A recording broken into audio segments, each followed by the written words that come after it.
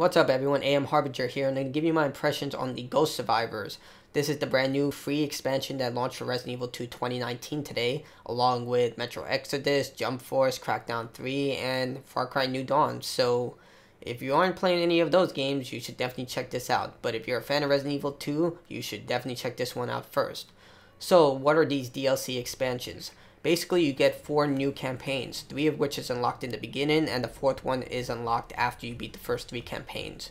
They focus on an alternative telling of 4 survivors who never made it out of Raccoon City. So you have Robert, the gun shop owner, Catherine, the mayor's daughter, and of course Ghost, who was part of Hunk's team. Each one of these characters died during the main campaign, so these are alternative tellings of what would have happened if they survived.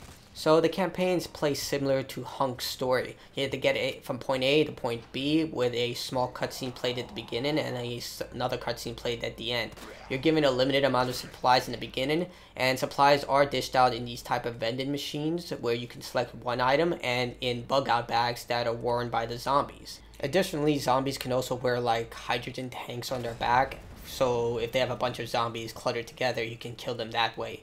Speaking of zombies, there are 2 new enemies that are introduced in these campaigns. One is a zombie that sprays poison when killed or when hit with fatal damage, and another is the Pale Man, which looks just like the Pale Man from Pan's Labyrinth, that acts like the Regenerator from Resident Evil 4 without the whole stretchy arm thing.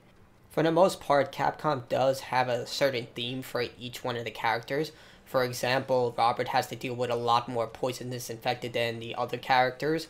Catherine has to unlock old locks using keys found on zombie corpses. And the Ghost acts more like an action-adventure section. It's still Resident Evil with limited resources, but it's more run and gun for him.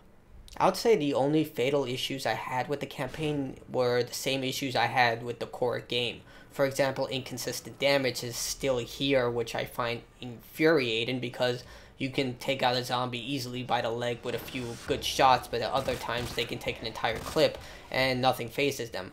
Another thing is the whole charging mechanic, where if a zombie is mid-charge, they're completely immune to damage unless you do fatal damage, so it can be unfair at times where the zombies just charge forward, you hit them point blank with a shotgun, and nothing happens. Overall, the 4 campaigns are exceptionally done. It is a great alternative take of what would happen if these characters survive. Granted, they are short. They take around 5 to 10 minutes to complete, and if you want to get all the accessories, which requires you to play the campaigns multiple times, you may look at yourself playing for an additional 5 hours. But nevertheless, these are fantastic campaigns, well crafted, and it is shocking that these are free DLC. So if you're a fan of Resident Evil 2 2019 and thought that you completed everything, these campaigns are well worth reinstalling the game and diving right back into Raccoon City's horrible tragedy.